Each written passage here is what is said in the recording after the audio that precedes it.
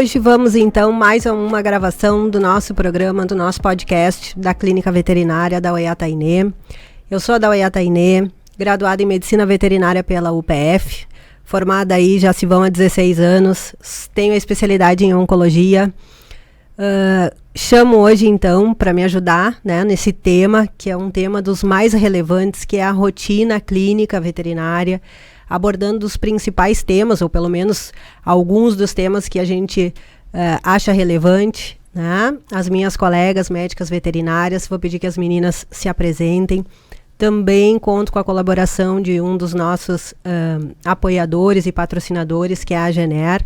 Gurias, se apresentem aí, por gentileza. Bárbara, te apresenta aí, por favor. Boa noite, sou a Bárbara, formada pela Universidade Federal de Santa Maria. Fiz residência clínica médica de pequenos animais na UBRA e atualmente faço residência em anestesiologia veterinária pelo IBMVet Caxias do Sul. Ótimo. E trabalha, pode falar onde é que trabalha também, vamos fazer uma propaganda. Trabalho na rotina clínica, na Clínica Pet Center Canoas. Ótimo, e atende pra caramba ali, né? Atendo o dia inteiro. E aí, Carol, conta pra nós tua história. Meu nome é Caroline, eu sou formada pela UBRA, já fazem 4 anos. Sou pós-graduanda em anestesiologia e também tenho pós em clínica médica e cirúrgica de pequenos animais. Atualmente estou trabalhando contigo, né, na clínica. Isso. E trabalha também em outros locais, né? Sim. Perfeito. O que a gente fala, né? A gente tem falado muito, né, que a medicina veterinária vem evoluindo e vem buscando se especializar, mas a base de tudo é ser um bom clínico, né, gurias? É conseguir, né? Eu sempre falo, é importante a gente estudar, mas a clínica, ela é soberana, né? Tu entender, tu conhecer teu paciente, fazer uma boa anamnese, né? Para quem vai estar nos assistindo, a anamnese faz parte, né? Um conjunto de perguntas e questionamentos e um bom exame clínico do paciente, né? Eu acho que a gente ter tudo isso e saber tudo isso é a parte de um bom diagnóstico, né? O que é importante a gente questionar e saber do nosso paciente, né? A primeira avaliação, né, que consta, né, a avaliação pediátrica do nosso paciente. O que é importante a gente passar, né? Por exemplo, eu adotei um cão, né, filhote, né, um bebê. O que a gente pode passar para as pessoas de coisas bem básicas, assim, que é importante para essa família, né, que está adotando um cão bebê, né? Então, nessa consulta pediátrica, o que a gente pode passar, né, da experiência de vocês, e aí depois eu faço as minhas contribuições também. Quem vai começar? Vamos lá. Começa. Sem vergonha, gurias. Quem vai começar? Tá, eu começo, então. Então, quando o tutor chega com um filhotinho, ou seja, filhote ou um cão mais velho, não importa, né, recém pegou o animalzinho, o cão ou gato, eu sempre falo da importância da vermifugação, da vacinação dele, que tem que estar em dia, fazer todo o protocolo correto, só para depois poder passear na rua, né? Em função das principais viroses, que sempre tem o ano todo. Exato. Nunca vacino logo que ele pega o animal, peço pelo menos que fique uns 7 dias com ele, para ter certeza que está tudo bem, né? E não fazer uma vacina e o animal ficar doente depois. E isso é importante a gente desmistificar, né? Cão adulto também precisa ser vacinado, né? Sim. E isso é importante, que às vezes eles acham, não, essas doenças aí, né, as gastroenterites hemorrágicas, é importante o cão adulto ser vacinado, né, porque eles acham que só dá em filhote. Não, também dá em cão adulto, né, gurias? E bem importante também relembrar da vacinação anual, né, porque o pessoal, ele faz a primo vacinação e depois nunca mais.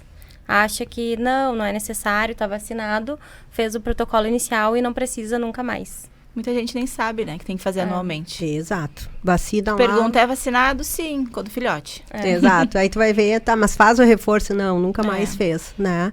E vermifugação, assim, em termos de orientação, o que vocês passam na rotina? Eu passo para iniciar com o filhotinho, pode começar com a partir dos 15 dias.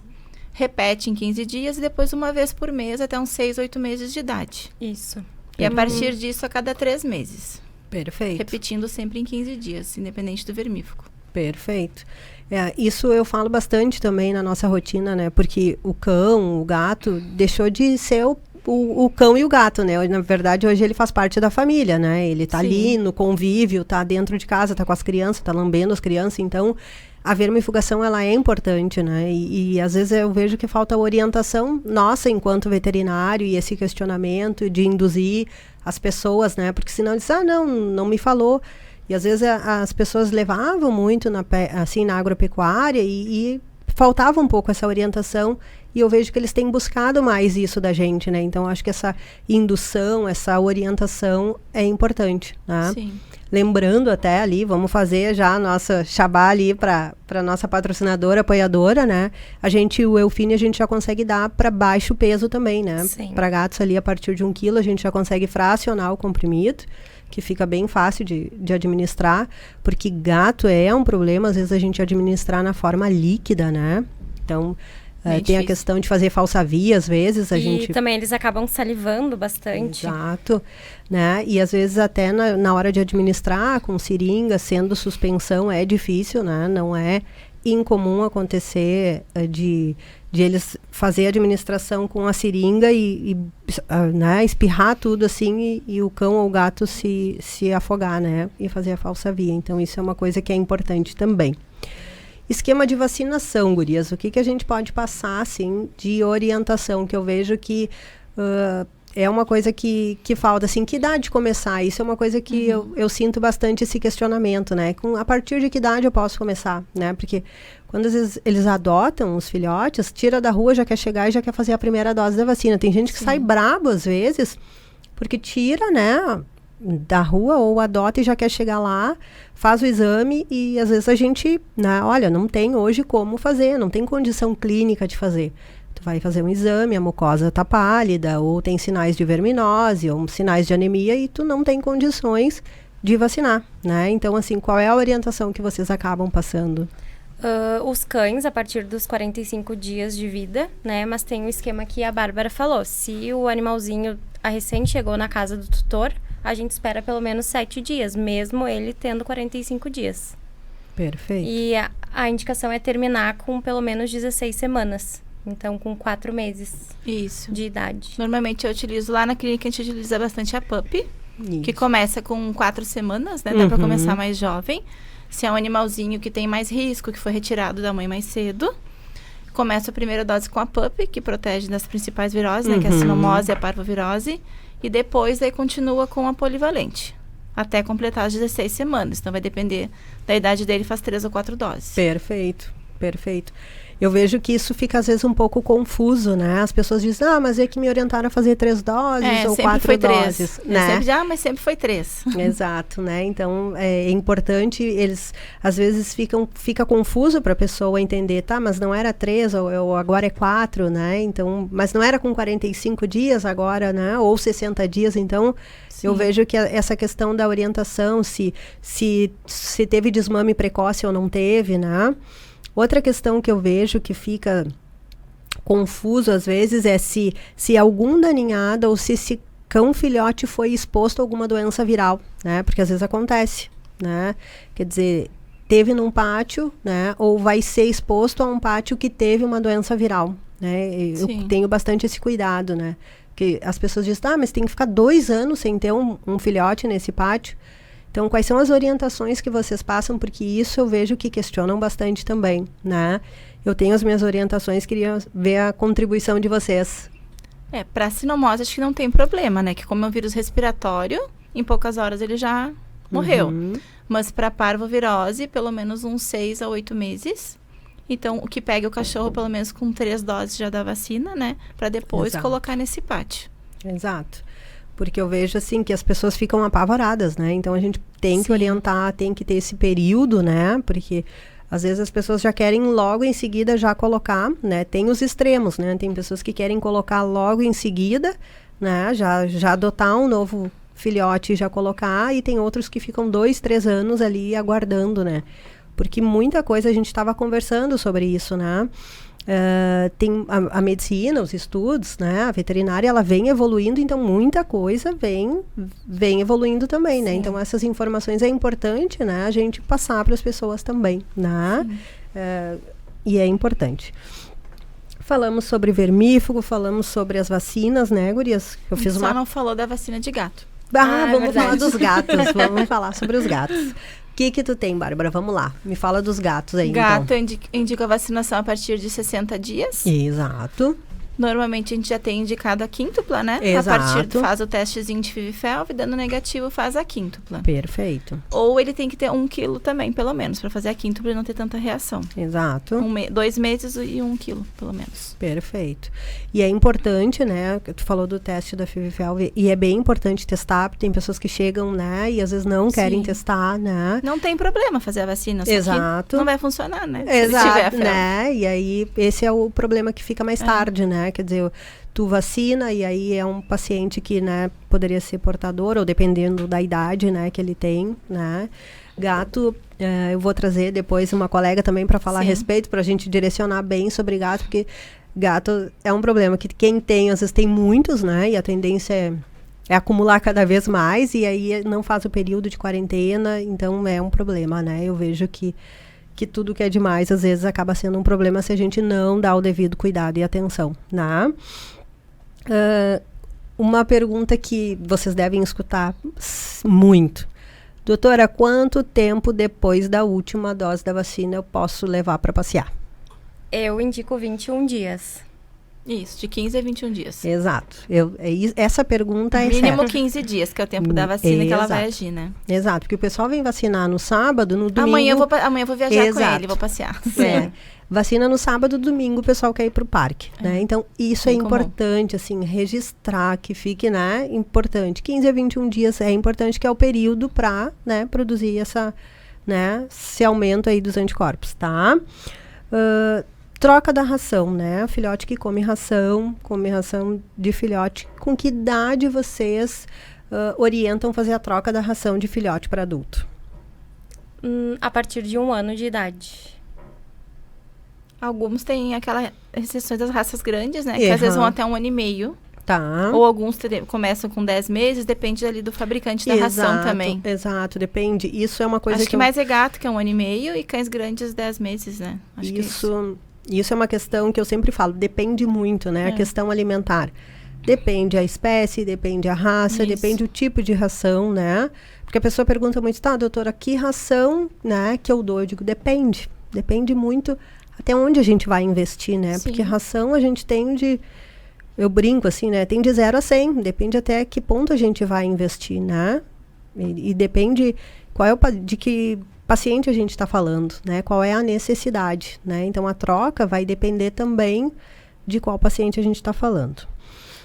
Uma pergunta, e aí passa na nossa triagem, uma pergunta, né, que eu sinto muito, assim, com que idade a gente pode castrar? Qual é a orientação de vocês? Tanto cães quanto gatos, claro que a gente tem ali a variação de fêmeas, de macho. Qual é a orientação de vocês, gurias? 6 meses. Tá. Ainda uso o protocolo antigo. Tá.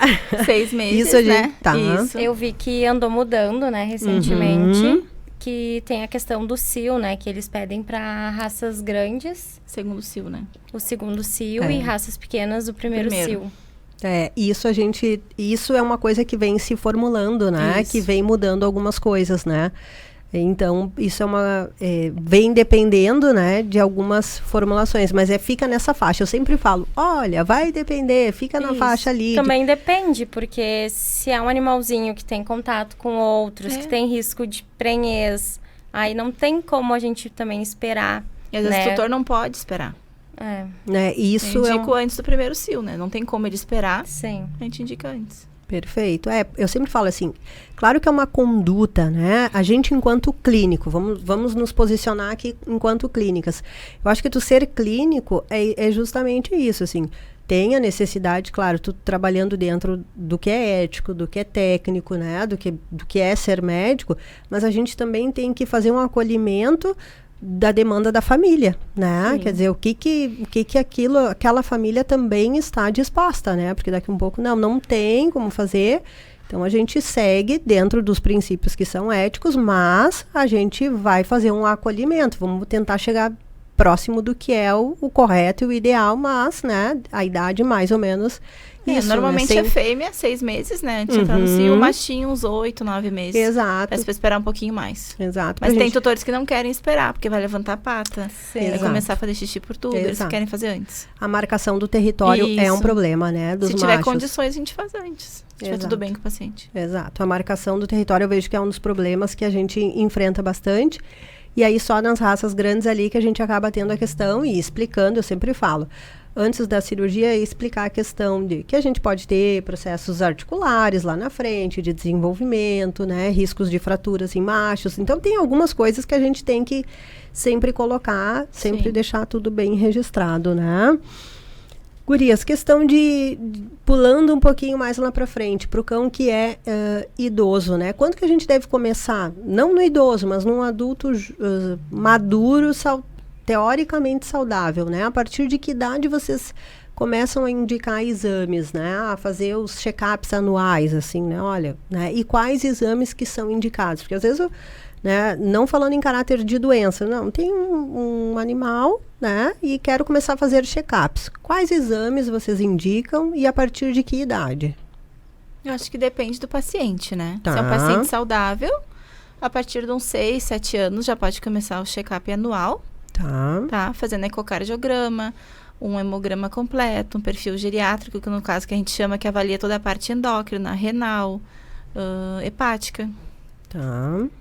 Exame de urina. Isso. Eu tenho visto, assim, isso é uma demanda que eu vejo nossa da clínica lá, que de uns 2 anos para cá tem mudado bastante o perfil das pessoas, assim, de clientes que já eram nossos e clientes que vêm chegando, de justamente as pessoas questionar, doutora, posso começar, né, já posso, e pacientes jovens, até que a gente considera jovens, né, 4, 5 anos, já posso começar a fazer exames, e pacientes, assim, considerados, né, rígidos, né, saudáveis, já posso começar a fazer exames mais, assim, né, seguidos, né, já podemos, né, quer dizer, vamos fazer um check-up aí, vamos fazer exames, hemograma completo, função renal, função hepática, já pode fazer ecocardio, quer dizer, são coisas que são importantes e que bom, né? Porque antes eu já venho aí de uma medicina veterinária que já a gente tinha que estar implorando, né? Pra gente estar fazendo exame, né? Agora vamos para a parte que vocês, né, entendem bem mais do que eu, gurias. Gostaria que vocês simplificassem, porque é uma coisa que eu vejo, né? Que as pessoas perguntam bastante. A minha parte é mais cirúrgica. Anestesia, né? Como é que de uma forma simplificada a gente consegue explicar e diferenciar a anestesia inalatória da anestesia injetável? Claro que assim, eu entendo que eu tô assim ali no bloco, eu consigo, né, entender melhor o mecanismo, mas como para quem não entende, né, do público em geral, como é que a gente consegue explicar, né, a diferença de uma para outra? O que normalmente, assim, eu tento explicar de diferente que tem entre as duas é que na injetável o animalzinho tem uma recuperação mais tardia, porque tem que metabolizar os fármacos. E na inalatória, como ele vai estar respirando, não que ele não vá ter que metabolizar, mas o retorno anestésico ele é mais rápido, né? É uma forma, assim, mais simplificada que eu consigo, assim, explicar para eles. Eu diria que a inalatória, ele sempre pergunta, mas vai ser inalatória, né, doutora? Exato. Sempre. Porque é mais segura. Ela é mais segura porque ele tá ali sendo monitorado, né? Tá recebendo oxigenação. No momento que tu desliga o fármaco ali, o inalatório, ele vai acordar mais rapidamente. Só que se ele não tiver monitorado, independente da anestesia inalatória ou injetável, nenhuma das duas é segura, no caso. Eu sempre explico. Mas vai ter que fazer acesso? Eu digo sim, a anestesia não é 100% inalatória. Ele vai ser feita uma medicação pré-anestésica, que ele vai ficar calmo, relaxado. Depois que ele vai ser entubado, receber oxigenação e o fármaco ideal. Mas vai ser, eu sempre digo, o importante é que ele vai ser monitorado o procedimento todo. O pessoal sempre tem dúvida, eles acham que a inalatória é só botar uma máscara no só botar uma máscara e ele vai dormir. Mas não, também tem uma parte que é injetável, que recebe medicações injetáveis. Eu falo muitas vezes, não temos que se preocupar se é inalatório. Hoje em dia, a anestesia é multimodal. Ele tem que estar recebendo uma analgesia boa e sendo bem monitorado. Então, se a monitoração é boa, a anestesia é boa. era esse ponto, assim, que eu queria chegar em vocês. Porque durante muito tempo se justificou isso, né? Não, a anestesia vai ser inalatória e, portanto, ela vai ser mais segura e, portanto, por isso ela é mais cara, né? Sim. Então, eu acho que é desmistificar isso, né? Não, ela pode ser tão boa quanto, né, se for injetável, desde que o paciente esteja monitorado, né? O lance é esse, tu saber o que está fazendo e o paciente monitorado. Então, a gente pode ter qualidade, né, desde que o colega que esteja fazendo faça o correto, né? Sim. Então, essa é a grande questão. Tanto que eu coloquei ali, né, tá, mas a gente consegue fazer uma anestesia injetável de boa qualidade com um preço menor ou não? Acho que sim. Consegue, contanto que tenha uma analgesia boa junto, eu acho que consegue fazer uma anestesia injetável boa. Né? Porque a questão é sempre essa, né? Porque alega-se que, não, a anestesia ela fica com um valor, fica oneroso, né? Em função de que a gente tem produtos que são muito caros, né? Então, por isso que sobe muito, né? Sim, na verdade, acho que tem até produtos injetáveis que são muito mais caros Mais que inalatório. caros, exato. O que encarece é que tem um profissional ali qualificado cuidando do paciente. Aí, boa, boa. Agora o Lucas fica faceiro. Não, perfeito. Não, é isso aí. Porque é importante a gente ter isso, né? E às vezes as pessoas falam, tá, mas por que é tão caro? O serviço veterinário especializado, ele é um serviço caro, né? Porque atrás disso, né? Dentro de um bloco cirúrgico, tem equipamentos que são caros, tem um colega que se especializou e é caro, né? Se a gente for ver, é 15, é 20, é 30 mil reais cada especialização, né? E aí tu conta que é o cirurgião, que é o anestesista, e tudo isso tu vai somando, tu tem ali o material humano e equipamento, soma-se aí, dá uma grana, né? Sim. Então, assim, é o amor de alguém que tá ali, né? Então, é complicado isso, né? Mas ficou bem explicado, gurias. Bom, outra coisa que eu queria falar, que eu vejo que é uma das demandas, né, que a gente vê muito, são os problemas de oftálmicos, né? Urgências oftálmicas, que a gente pega bastante, certamente, né? E certamente vocês tratam num primeiro momento, se evolui, passa com as colegas oftalmo, né? Certamente. Sim. Eu vejo muito, assim, úlcera de córnea, né? E a gente pega de coisas assim, lesões que são feitas em casa, lesões que são feitas no banho, né? Isso a gente vistoria muito as meninas lá do banho, né? Porque às vezes pode acontecer de um enxágue, né? Quer dizer, tá lavando e aí cai um shampoo. Se tu não fizer um bom enxágue, vai para secadora ou para escovação. Isso a gente fala bastante, a gente faz bastante treinamento. Então, vocês devem, né, pegar bastante também isso. Ou em casa, algum produto de limpeza, algum produto, né, que passa no ar aí, esses, né, como é que chama? Desodorizador. Isso aí, do ambiente. Então, assim, são muitos os produtos que são utilizados que o cão, o gato está exposto ali e acaba, né, fazendo lesões, né? E às vezes, assim, um perfume que utiliza e ele sai, às vezes, da própria estética, né? Sai e vai se coçar no tapete, né? Ou com a própria patinha e faz lesão também. Então, isso é uma coisa que a gente, né, fala bastante. E eu sempre falo, assim, às vezes a pessoa liga lá e diz, não, mas eu tenho um colírio aqui, posso usar. Não sai usando o colírio, né? Sim. Se tem alguma lesão, não sai usando o colírio. Às vezes não é assim, mas quer me cobrar consulta, né? Não sai usando, porque se tiver uma úlcera de córnea e usar um colírio com corticoide, vai dar problema, né? Sim. Não sei qual é a experiência de vocês com isso, mas a gente lá, né, a Carol tá conosco lá, vai dar problema. Essa semana eu mesmo já atendi um paciente que o tutor falou, toda vez que ela vai tomar banho, ela volta com uma úlcera, volta com uma lesão no olho. Aí eu atendi, tava com uma úlcera bem feia e ele já estava usando um colírio errado. Então, acredito que estava tão feia assim por conta do uso indevido do colírio que ele estava usando em casa por conta própria, né? Exato. Então, ficar usando de forma indiscriminada, né? Colírio, produto de ouvido também. Às vezes a pessoa... usam muito. Isso, né? Até vamos falar aqui, né, do Dermogen, Otto. O cerumen, ele não é uma otite, né? Eu não sei se fica claro isso. E isso eu toda vez que eu examino o paciente, eu sempre vou lá, examino, faço uma limpeza, né? E a primeira coisa que eles falam é, nossa, meu Deus, mas eu não vou tão fundo. Nem é para ir. Nem quero que em casa fique olhando, né? Não é, eu pego uma pinça hemostática lá e vou lá no fundo com algodão, né? E inspeciono bem, depois vou com otoscópio. Quer dizer, isso é o veterinário que é para fazer, né? No máximo as meninas que são treinadas da estética fazer. Em casa faz só uma solução de limpeza, mas não, tem gente que fica usando. E né, o pessoal gosta de usar cotonete. Isso, Exato. eu ia falar muito cotonete. Muito, né? Quer dizer, fica empurrando, às vezes, o próprio cerúmen, né? Quer dizer, proteção ali, só usa só uma solução de limpeza, né? Com pH fisiológico ali e deu, né? Não fica... Não, já usei esse produto, esse e esse. Aí, quando tem uma otite... Nada funciona. Nada funciona.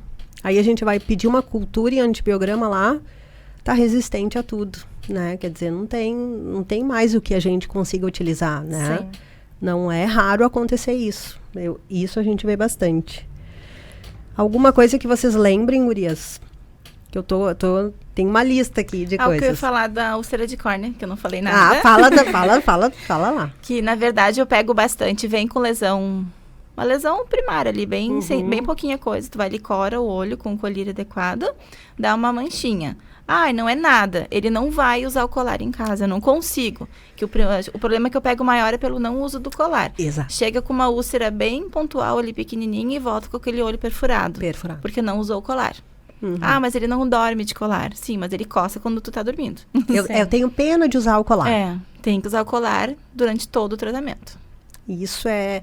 Tirar no máximo para ele comer, supervisionado. Se não conseguir comer de colar, e colocar de volta.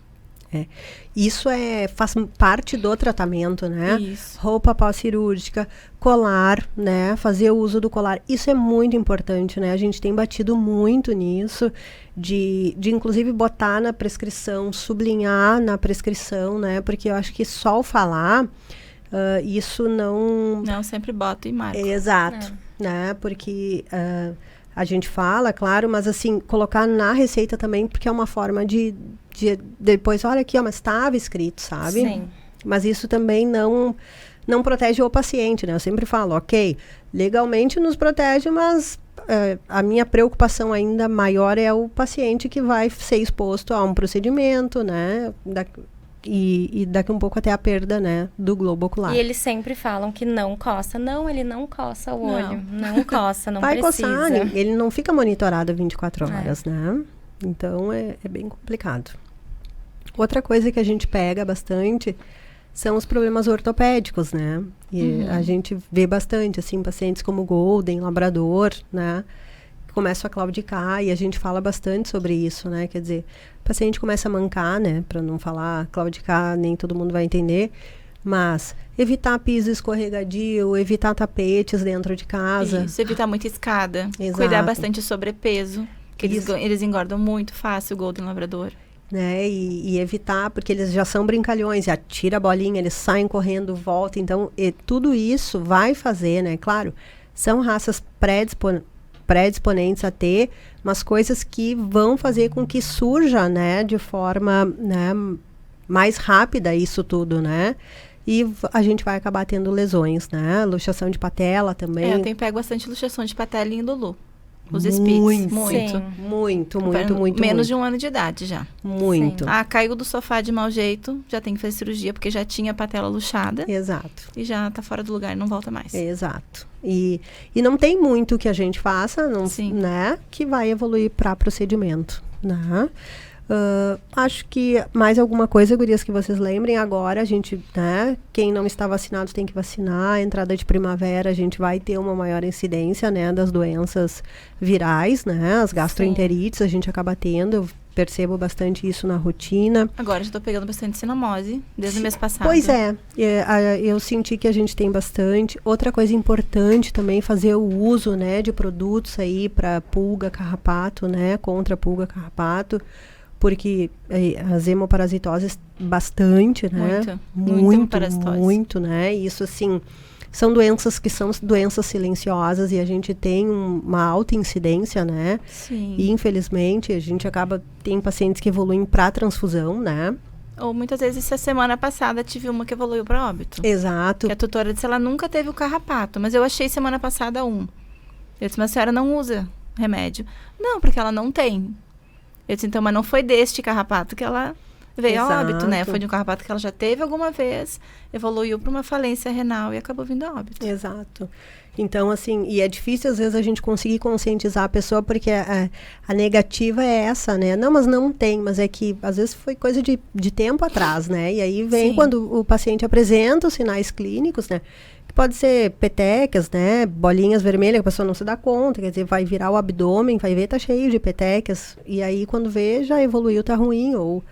Enfim, né, dependendo do hemoparasita que tiver. Já tem aquela hemoparasitose ali, anos no organismo, baixou a imunidade, aparece os sintomas, os sinais. Às vezes é um achado, né, de um exame de uma castração. Às vezes vem para fazer uma profilaxia. Sim. E a gente pega, tá um exame, opa, tem coisa errada aí, a gente tem que dar uma investigada e acha, né? E aí quando vai ver, tem coisas muito... Bem comum em gatos também, por causa da pulga. Muito micoplasma, muito micoplasma, a gente acaba pegando também.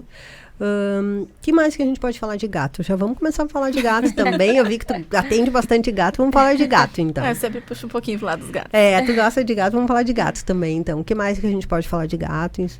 Gato, a gente tem muito gengiva estomatite, né? Bastante. Gengiva estomatite, agora tá pegando bastante complexo respiratório, que é a rinotraqueite, né? A gripe felina. Muito. Principalmente em tutores que tem mais... de 3, 4 gatos em casa. Acaba, né? Não é difícil pegar naquele que tem 1, 2 gatinhos. É sempre aquele que acumula mais gatos, né? É efeito dominó, né? Tu faz o uso do Penvir? Uso. Tá. Bastante. O pessoal reclama um pouquinho do preço, né? Isso. Quando é sinais leves, até tento não utilizar. Mas daí ele vem 3 dias depois, tá pior. Eu uso e resolve bastante. Tá.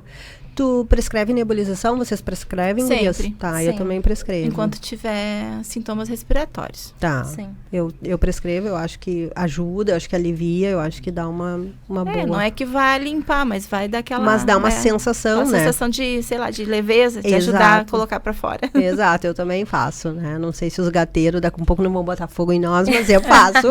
Eu acho que é que nem criança pequena. Eu acho que dá aquela sensação de diz, não adianta nebulizar. Tu vai lá nebulizar melhor. Vai lá, dá uma nebulizada, né? Respira melhor. Dependendo de alguns casos, eu faço uso de bombinha também. Não sei se vão querer me matar, mas eu faço também. Às vezes eu pego até no pé das gurias, que são as especialistas em gato. Eu digo, eu faço algumas coisas ainda do meu tempo, mas eu faço. Funciona e eu, clinicamente, aí eu faço. Então, porque eu acho que tem coisas ainda que dá para ir fazendo, né? Não faço umas heresias, assim, tão absurdas, mas faço, né? Então, acho que dá para ir fazendo, tá? Uma coisa que as pessoas perguntam bastante, banho em gatos, né? Que dá para fazer, né? Tem um cliente ainda essa semana disse assim, doutora, é verdade que gato não gosta de água? Eu digo, não, isso é mito, né? Óbvio que a gente evita mandar na pet em dias de sexta, sábado, né? Com um tendel, assim, na estética, uns 500 cachorros gritando, a gente evita, né? Então, momentos, assim, não precisa ser seguido, né? Porque gato não gosta, né? Ele não fica sujo, né? Difícil um gato sujo. Se ele não tá se higienizando, é porque alguma coisa tem, Sim, né? isso. Quer dizer, manda em eu indico momentos. mais aqueles gatos peludos, que faz aqueles nós, né, no pelo. Exato. Ou se tem algum problema de pele. Mas, no geral, o gato de pelinho curto eu não indico. Aquela coisa... Não. A não ser que ele fique sujo, mas daí é porque ele não tá se higienizando. Aí ele não tá se higienizando. Alguma coisa tem a mais, né? É bem comum a gente pegar eles com aquelas... Como se fosse caspas mesmo, né? Caspinha. Né? Então, assim, dá uma olhada, vamos ver, tem alguma coisa aí acontecendo, ou, né? Ou ver se não tá se higienizando o suficiente. O gato mais gordinho também não consegue. Não consegue, né? Ele ali na bundinha, mas cheio de casquinha. Não consegue porque não consegue se acessar mesmo, não né? alcança. Então é bem comum, né? A gente pegou essa semana também, a Paula até mandou ali, tu viu no grupo? Não?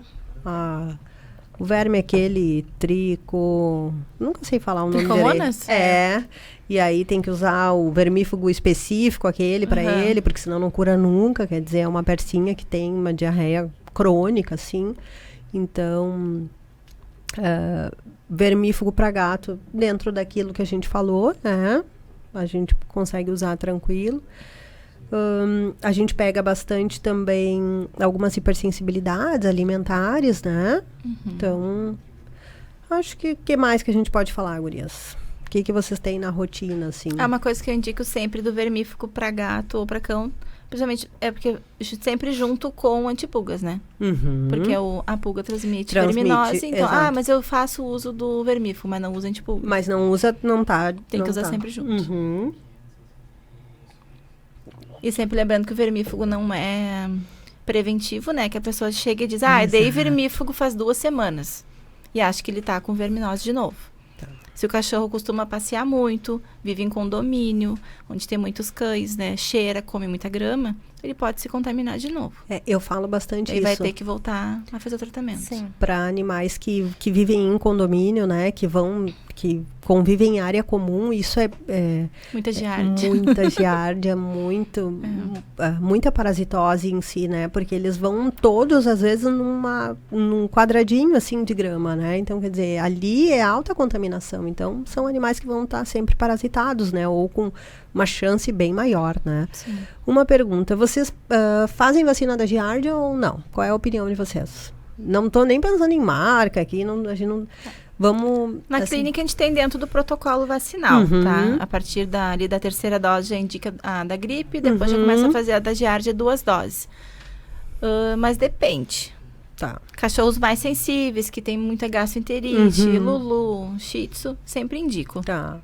Eu faço também. Eu costumo indicar para os pacientes que passeiam mais, que vão estar mais expostos, né? Aquele paciente mais idoso que fica dentro de casa, não indico muito, até porque não é uma vacina que vai evitar que ele pegue a giardia, né? Vai reduzir os sintomas. Perfeito. Então, perfeito. Tá. Ou se teve reação da vacina, também já suspende. Tá, perfeito. Indico fazer o vermífugo mais vezes. Tá. Quais vacinas que vocês já viram que dá mais reação, assim? Giardia e raiva. Tento nunca fazer as duas juntas. Exato. Eu não sei qual que deu reação. Eu também. Por isso que eu já perguntei, porque é o que eu já vi que dá, assim. Eu notei que agora, quando teve a pandemia, que faltou insumos, coisas para as vacinas, eu notei que começaram a vir os lotes e os animais tendo mais reações. Não sei se mudou algo, mas eu percebi que agora eles estão tendo mais reações do que tinham antes. Pode. Eu vi e ouvi alguns relatos também. Tanto que o pessoal tava meio... Até com a polivalente, a gente teve alguns casos. Eu percebi agora, assim, nos últimos 2 anos agora, que eles estão tendo bastante reações. Que antigamente a gente não tinha. De ter febre, de ficarem muito abatidos. Pode. A reação que a gente pega mais, no caso, é que ele retorna, né? Com o focinho inchado, muita coceira, às vezes falta de ar. Exatamente. Da raiva acontece bastante. Da raiva e raiva e giardia. Pacientes mais sensíveis, principalmente, né? Exato. É o que eu já vi também. Hipotensão eu vi 2 casos, assim, bem severos, assim. Eu peguei nada tão ele grave. É bem sensível, bem alérgico. Não tem raça, o cachorrinho, já deve ter uns 8 anos. Mas ele fez a da raiva, chegou em casa, deu uma meia hora, ela voltou, ele não conseguia nem respirar, tava todo mole e cheio de bolinhas no corpo. Bem grave. A gente medicou e ficou bem. A gente consegue dar uma revertida. Eu acho que é isso, gurias. Eu acho que a gente passou algumas coisas. Quem tiver, né, alguma dúvida a mais, a gente vai estar no YouTube, no Spotify, vai no Instagram, né? Por gentileza, passem os seus perfis aí no Instagram, façam os seus, né? Passam aí os seus perfis, por gentileza. Eu nem sei o meu, vou ter que olhar. Eu nem uso muito o meu, eu só entro, olha, não sou de postar muito. Como é que a gente encontra vocês? Porque a gente... vai O perfil é só o nome? É o nome. O meu é Bárbara Apple. Olha aí, ó. O meu é vet.carolalves. Olha aí. O meu é pessoal mesmo. Eu não posto muita coisa. Não posta muito. Quero agradecer vocês pela participação, né? E dizer que, assim, o máximo de informações, né? Eu acho que a importância da gente, né? De ser veterinária é justamente isso, né?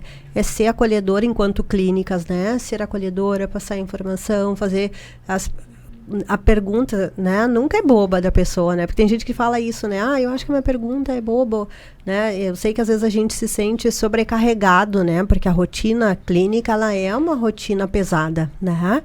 Às vezes é 10, às vezes é 20, às vezes é 30 consultas, né? E é uma coisa que é pesada. Mas eu não largo a rotina clínica de mão porque eu gosto muito de pessoas, né? Eu acho que, além de gostar de animais, eu gosto muito de pessoas. E eu gosto disso, assim, de passar informações, sabe? Eu acho que a ideia do podcast é justamente essa, assim.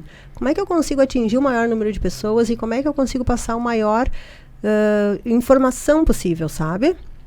Não sei se é o melhor jeito, não sei se está indo da melhor forma, mas, assim, quanto mais informações chegar para o maior número de pessoas... E que seja de uma forma gratuita, melhor, sabe? Sim. Então, por isso que eu quero agradecer muito vocês, tá? Por vocês terem se disponibilizado de vir até aqui hoje, tá bem? Tá bom. Beijo grande. Quem tiver dúvidas, tá? Nos sigam lá. Um beijo. Obrigada.